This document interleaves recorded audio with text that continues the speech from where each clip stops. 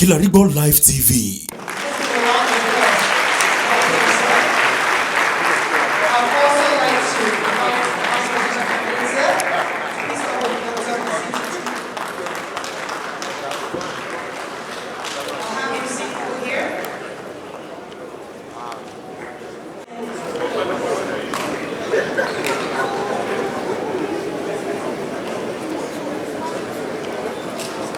Nobody achieves greatness without boldness.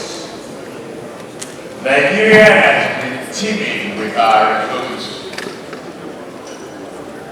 We are blessed, but we have not used that resources both on the ground, in the air, and geographically to create long-term funding.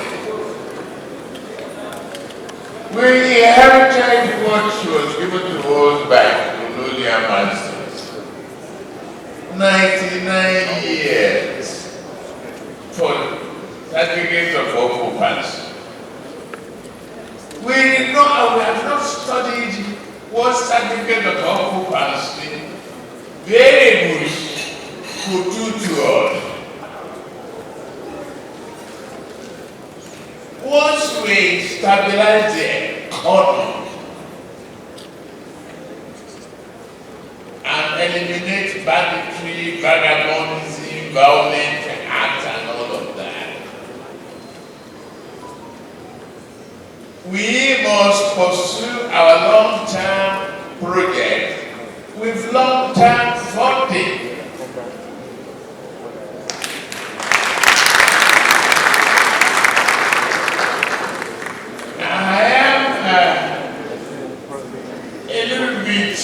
Sorry that our bankers are not here. Why have they not created 25 years financing?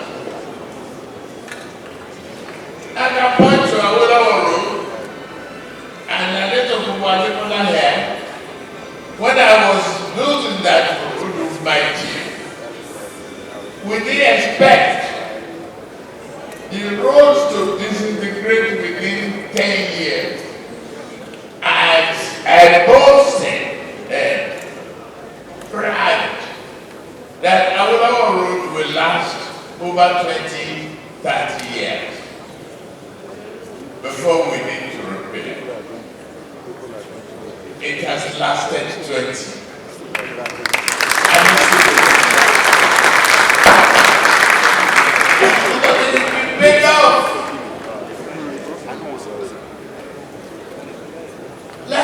Must know poverty is not a shameful thing. It's only not acceptable. We seem to be accepting poverty because unless we have long-term funds for long-term project,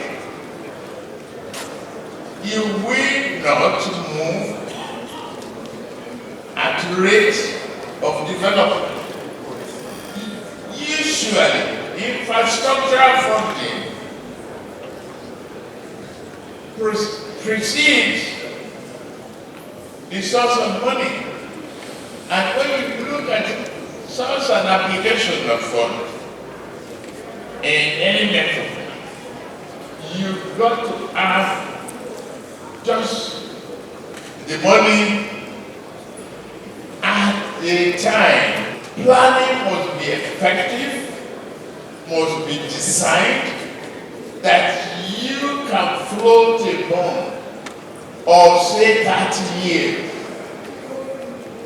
For example, where is it?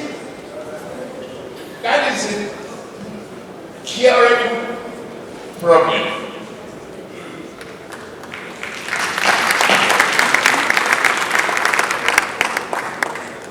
On par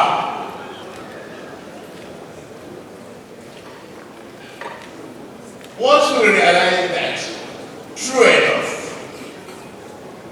there is no industrialization is possible in the pace that we wanted without constant supply of power.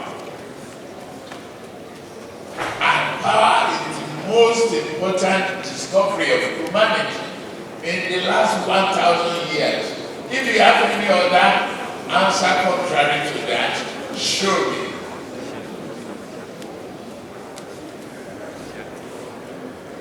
We have the wind. It's through research and development. You have water. You have all sort of energy sources that you can explore. Yes, go back to long-term funding again.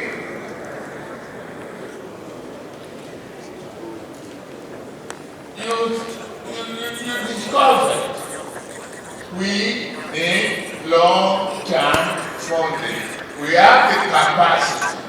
Our bankers, the short-term profit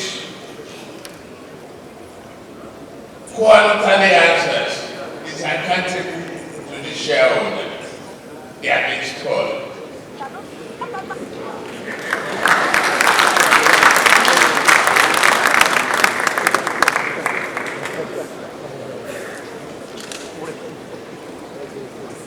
Raise that one again, that we will find the funding necessary to ensure we have adequate power to prepare our government.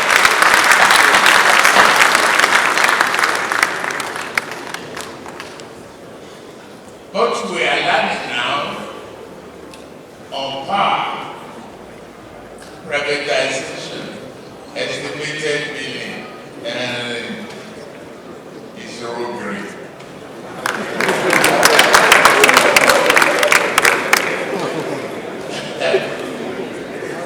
Let's sit back, we take a hard look at what we have, and decentralize even transmission.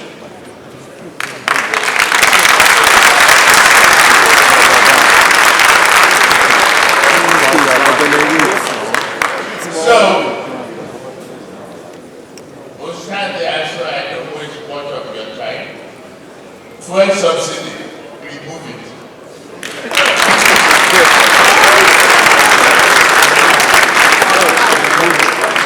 Ladies and gentlemen, And if you want me to explain further, I'm a beneficiary of fuel subsidy. I have 6 cars. Big cars. I go there, pay the same price as the poor boy with motorcycle. Is that fair? Remove it. thank you very much, Your Excellency.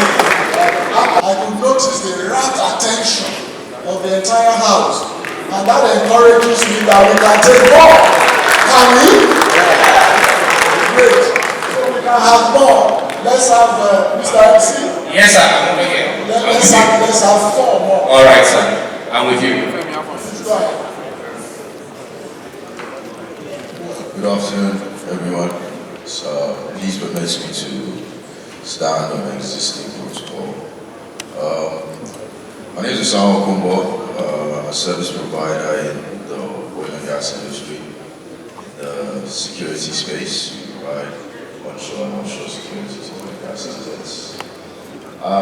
Before I get to my question, I'd like to say, with the general mood of the hall, I think I'll say this to His Excellency and his team. Your mandate, your manifesto, what we've heard so far, as a stakeholder in the private sector and the oil and gas industry, a young patriot and a believer in Nigeria, I am very, very encouraged. Thank you very much. My question, I'll move on to my question, sorry. What are your actionable plans for us to increase oil and gas production, subsequently our oil and gas exports?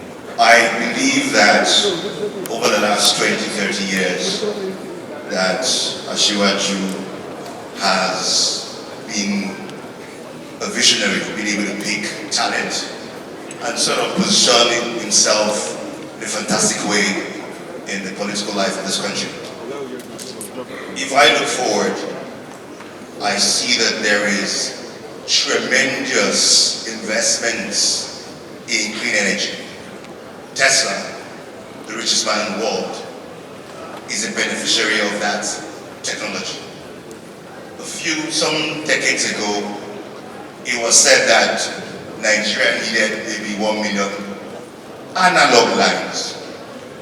Today we have 150 million smartphones and lines. You've spoken about long-term capital required for infrastructure. In terms of clean energy, there's perhaps $1 trillion of funding available for Nigeria. There's food on the table. What are your thoughts around, as a visionary, what are your thoughts around bringing that amount of capital into the banking system, into our FX, lack of FX, lack of investments?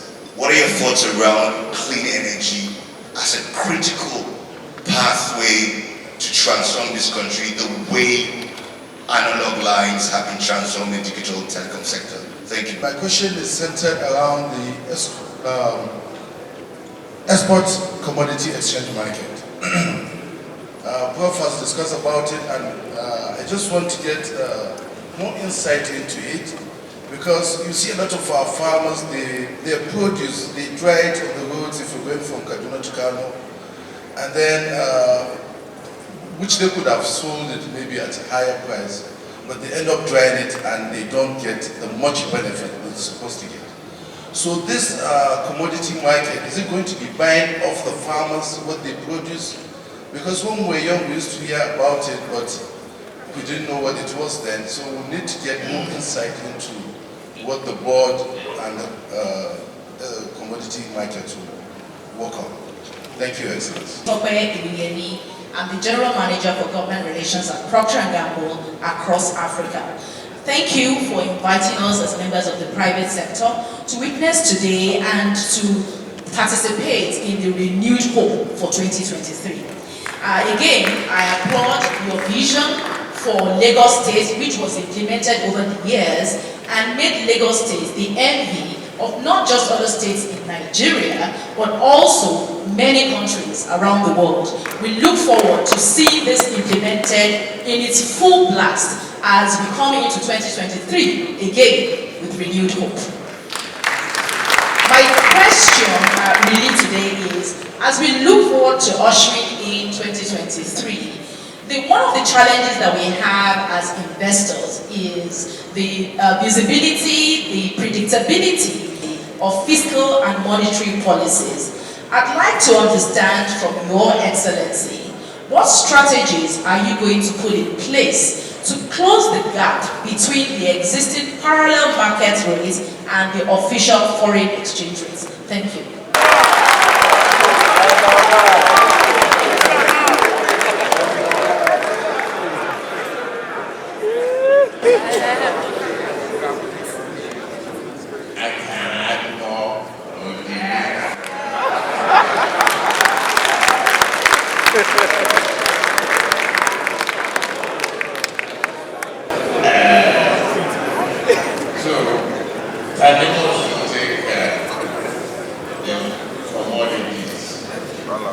Thank you very much, Your Excellency, for referring the response to this question in my humble self. As I had mentioned in my brief presentation on the subject matter, we have new institutions, including players in the commodities market. There will be brokers. There will be the ones that will be buying directly from the primary producers. We will have infrastructures like bulk centers where such farmers, as you referred to, can actually take the surplus production for processing, for grading, for treatment. And that is how eventually what they have at that level enters the global market. Thank you very much. Equally, thank you very much, Tinubu. Equally, we have listed commodity exchange board that will be accountable to the public. And then to encourage farmers, when your prices fall below expectation, we buy from you.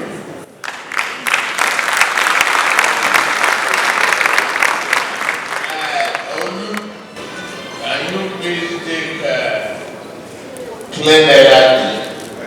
Because as far as I'm concerned, I'm reading a lot about it, but I have a different challenge to the West.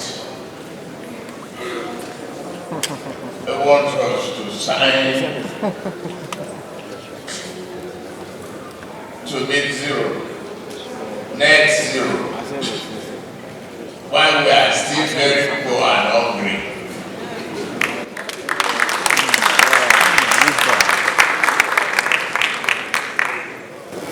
It's like a widow whose husband is dead, and you go to her house and you're begging her to eat. At a stage, she must ask you, where is the food? What is there for us?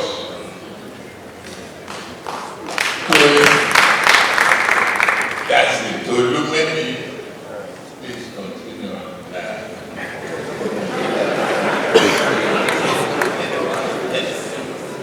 And think on production, post it on your side. Yes, sir. So So on clean energy,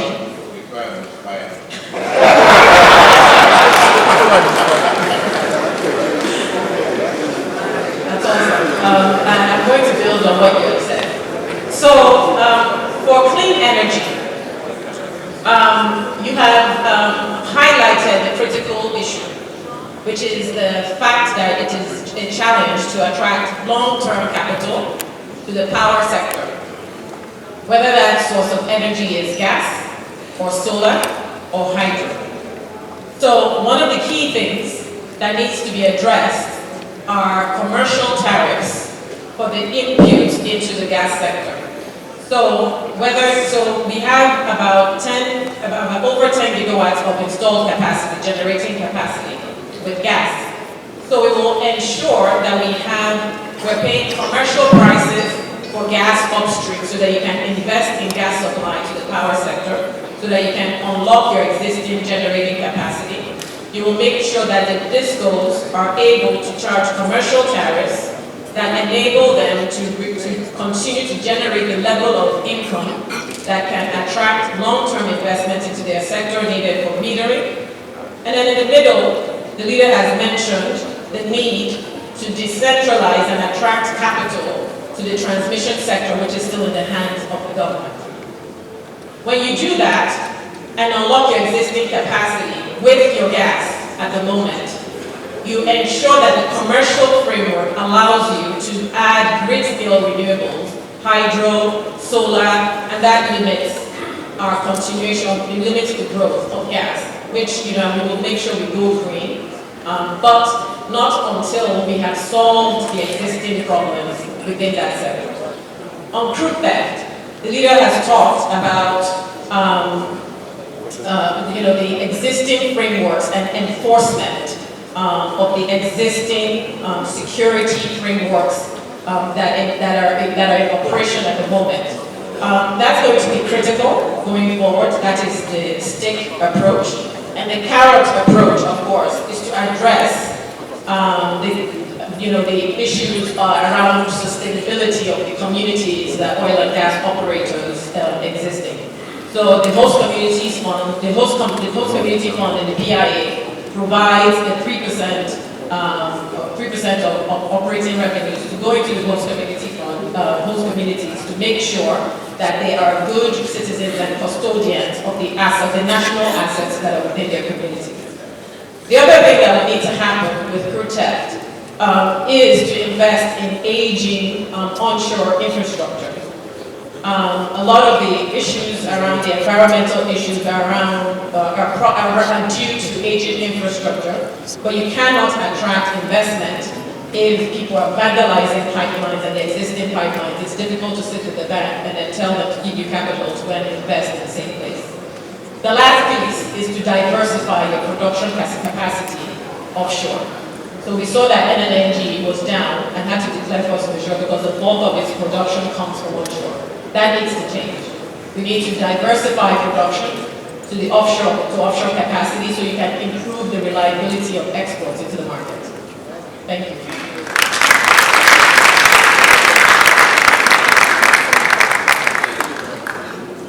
The only thing I can add to that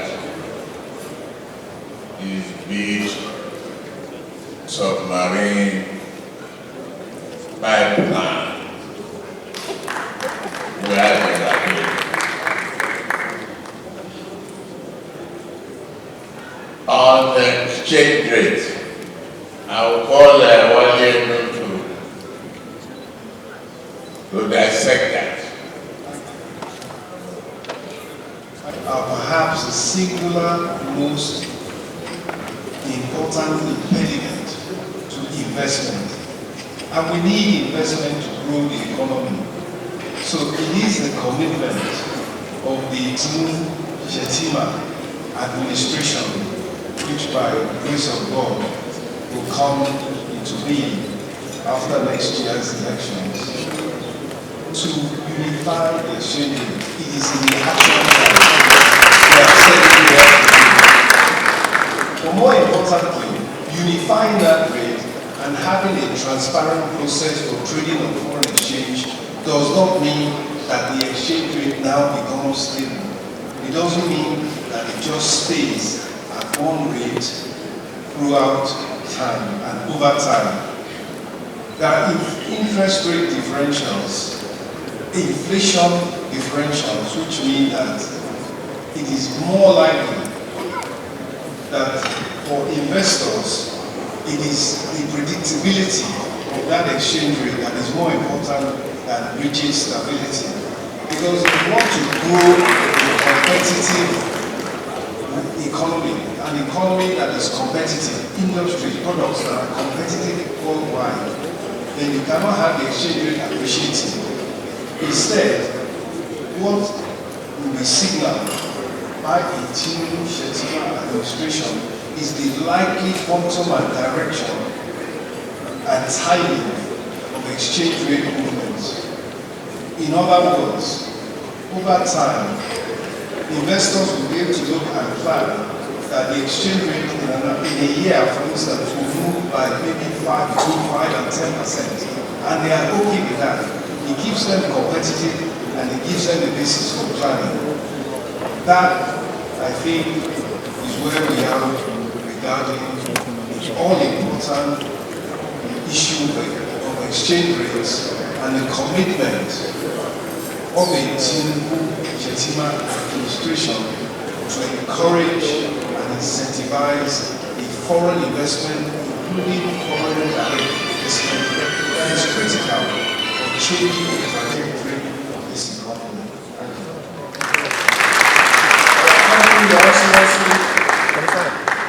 Your Excellencies, my name is Jagaban, a freight forwarder by professional, and I celebrate you.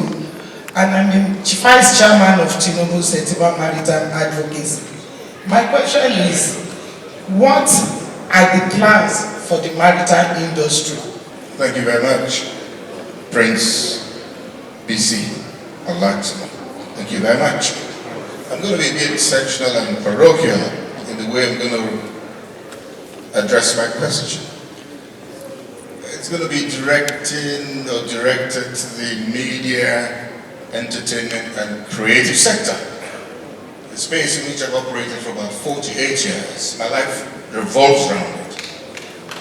And I must say that the Lagos State government is doing very well to bring all that sector together.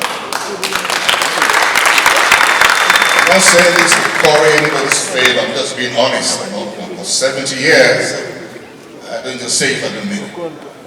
Now, Your Excellency, sir, are you going to be able to carry us along when you get there? We of the creative sector, the media, the entertainment, and of course, just all of us like that. Give us a little bit of how it's going to be, sir. Congratulations to this fantastic audience. Rich in terms of those who have attended. Everybody is here. It cannot be better than this. Thank you. First question, and the point on women. Yes, we will continue to push. Like we are pushing, it's not going to be a tug of war. We are cautious that we have a lot of very brilliant and hard-working women in Nigeria.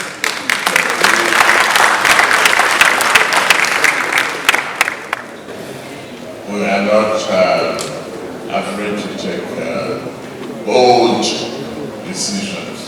You know, all these questions that we've gone through today are premised on bold decisions. And when you see and you've worked with some of the governors of APC, you realize that you don't shy away from bold decisions. Local government, yes, we continue to tweak and look for those individuals, but that's part of the problem of democracy. Democracy doesn't mean that everything will be perfect, but on the higher percentage, perfection is achieved, and the rest we push, to work for the highest population of the country or the environment. Local governments will continue to see what constitutionally can be done to strengthen the local government. Then we will look at qualification and achievement of an individual during processes. But don't forget, we are in a multi-party democracy. So, we have those mistakes. If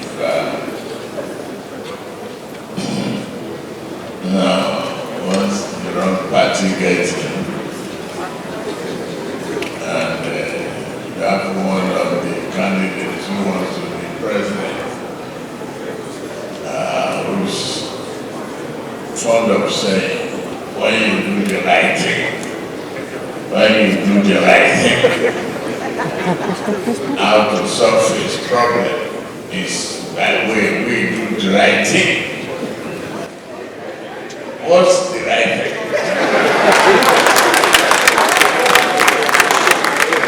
Free you with foolish statistics and lies. Don't get me into a mode of campaign. Asuko, can you please take my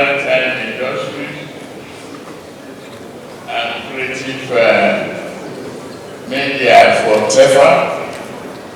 Thank you, Your Excellency. I'd like to start by saying there exists currently in Nigeria an infrastructure deficit, especially in the area of the transportation sector. The maritime sector has an infrastructure gap that has to be bridged by the Tinubu administration.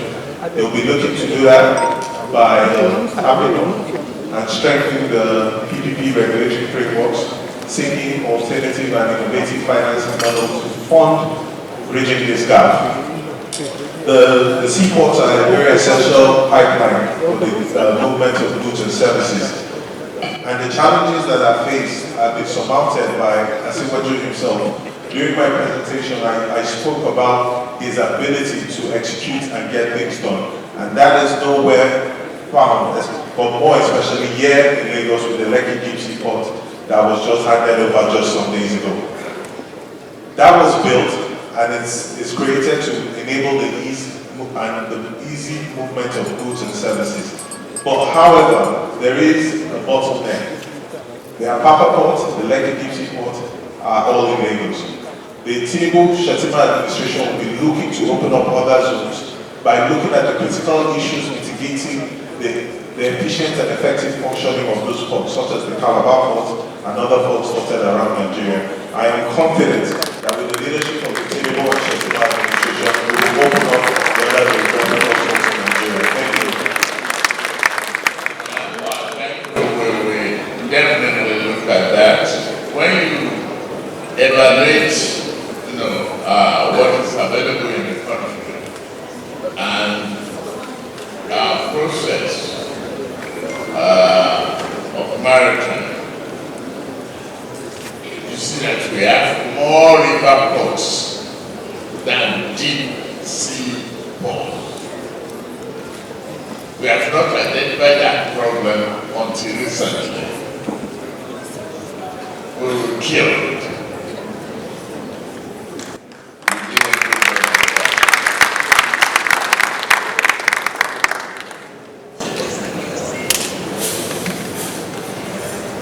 Therefore, thank you, media. Thank you, Excellency, for the opportunity to respond to this question. The short response to Chief Olatido's question is yes, the creative sector will be carried along in the Tinubu administration. The biggest challenge is not, as I mentioned in my short intervention, it's not a lack of talent. There's a lot of talent in the creative sector. Even walking down the road, you find somebody singing an amazing voice, people are dancing, acting. The challenge we have is with capacity and infrastructure.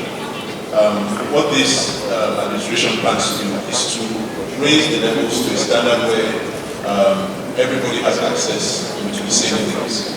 So if, for example, I've learned skills as a drummer, I don't have to go back and learn afresh. If somebody else wants to have the same capacity, there will be a center of excellence in the Nigerian media city, which will rival and perhaps even better the one that is in Dubai Media City.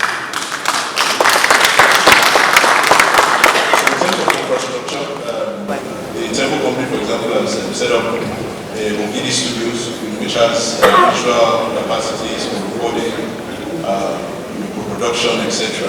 But it's not enough. That money was done, so we need intervention from the government and other members of the private sector to have 1,000 Ogidi studios. We need Ogidi studios in every geopolitical region in the country. We need in our communities. We need more theaters. We need more stages, workshops. And going back to the Renewed Hope Manifesto, it's very interesting and exciting to see that there's a promise that everybody will be carried along in the creative sector. So we're not just leaving people to learn from themselves. There's going to be standardized learning, which I'm very privileged in Lagos State with the Guinea Creative Center, which Governor Jide Sanwo-Olu launched just last month. That is just 200 people. Just 200 people will come out of that course. But those 200 people now have lifelong skills which they can teach other people, raise the capacity to a level that's a more problem. And as I said, just imagine that replicated all across the country. Yes, the creative sector will be carried along, and it's a huge part of the movement. Thank you very much, Your Excellency. Ladies and gentlemen, as a very responsible and responsive incoming administration, there is a demonstration of its responsiveness to the yearnings and aspirations of the people. Right here, there is an intense clamor for one more last question. I crave your indulgence for this. It is just the demonstration of this incoming administration for responsiveness to the wishes of the people. And that's very, very symbolic. Provided that question is directed at the DP only.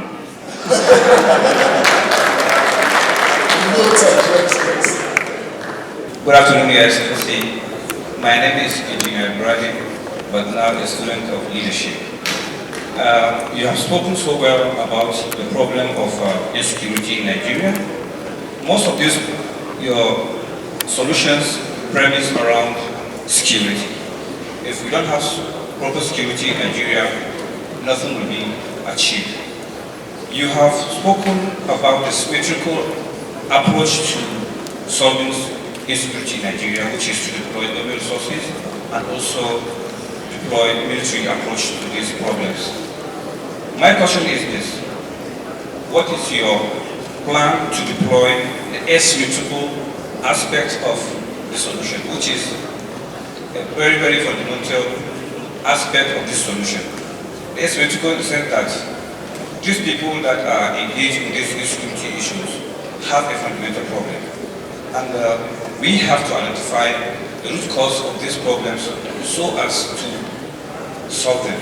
So, Your Excellency, I've been to Maiduguri when the Vice President candidate was the governor, and I've seen firsthand his approach to solving insecurity, and as such, my question still is, what is your plan as to the asymmetrical aspect of this problem? Thank you so much. Are complex, composite, and interwoven.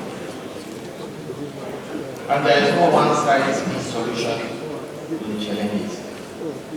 But most importantly, underneath the mayhem of Boko Haram, of rural banditry, of kidnapping, or ransom, lies the underlying cause, which is extreme poverty. Once we create jobs, once we engage youth, this madness will evaporate. But then what is the status of our security establishment as a nation?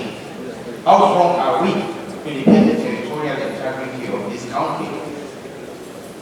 And when you juxtapose our peoples in 1970, at the end of the unfortunate Nigerian civil war.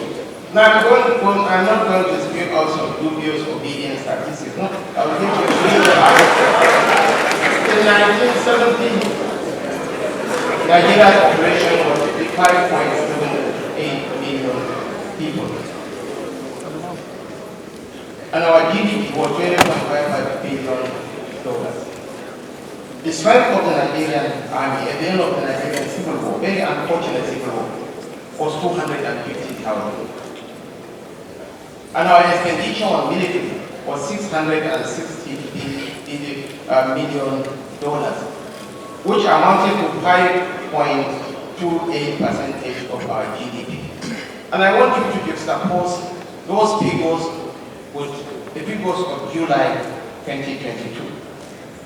As at the end of July 2022, Nigeria's population has ballooned to 216.98 million people.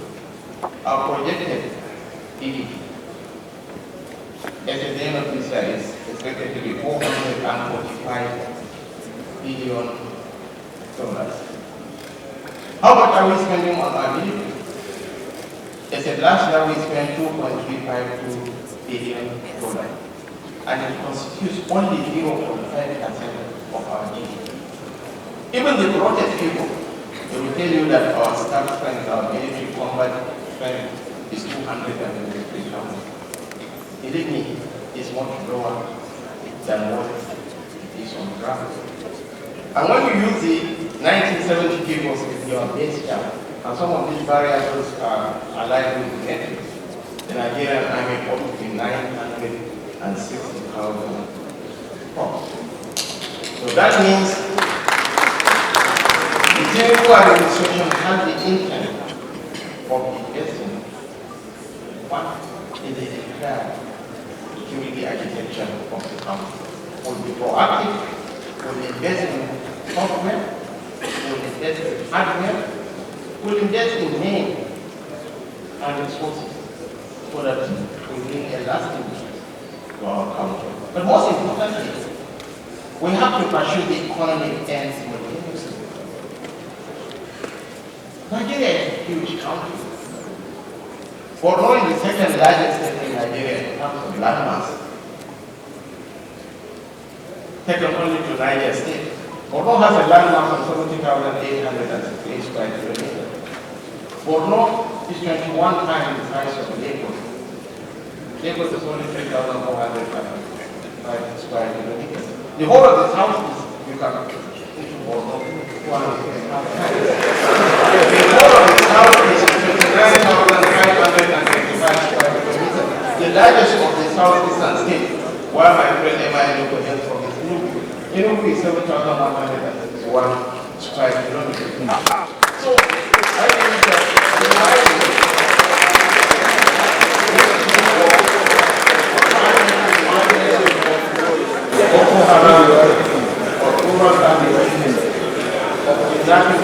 Bangladesh definitely within a time span of 6 months a year.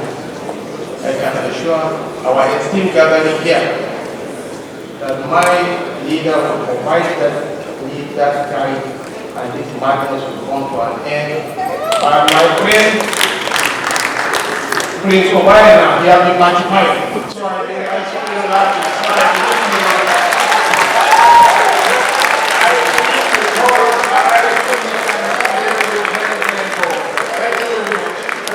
Thank you very much, Your Excellency. Excellency, distinguished ladies and gentlemen, mark my words. What you are seeing here is just a minor scope of what you are going to have when the government is in place in terms of the knowledge, the methodology of how to achieve and translate vision into reality, as has been amply demonstrated by the principal and his vice in their respective states. And that's why we always hammer on the track record of achievement of these two fine gentlemen, achievers, performers in their own right. The symbolism has never been lost on us. They have shown it, they've demonstrated it. And another dimension is actually the team. They have engaged in interactive sessions with you, and that is a pointer, an indicator to the style of administration of this incoming government. It will engage you, the public, in all its policy, conceptualization, enunciation, execution, and monitoring. Thank you, ladies and gentlemen, for having the patience to see this world that are made in action.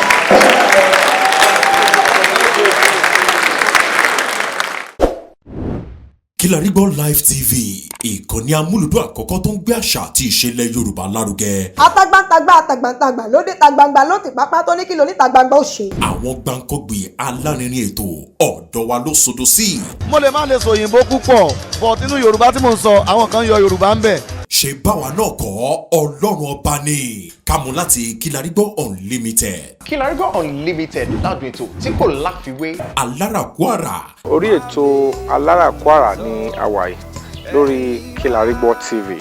Mo lo ata, tomatoes, àlùbọ́sà, ẹyin mo lo carrot mo dẹ̀ tún fi hot dog náà sí. mélòó la fẹ́ kà nínú eyín adépèlé kpk kò gbọ̀kẹ̀ Kilarigbo ló ń jẹ́ bẹ́ẹ̀ ká ṣe àkálẹ̀ àwọn ayẹyẹ lọ́nà tí ìgbàlódé léyìí tẹ́yìn ó sì gbádùn ẹ̀. ọba sọyún ọ̀rọ̀ jábẹ́sì padà ìwọ ni olúwa wá fàyè mi ṣe yanu. Kilarigbo live tv gbọ́n pa ẹ̀ fún ìpolówó ọjà tàbí àkálẹ̀ èyíkéyìí ayẹyẹ tẹ́ bá fẹ́ ṣe ìyún event coverage pẹ̀lú owó tí ò gani lára Kilarigbo live tv ẹ̀rọ amóhùnmáwòrán tíá.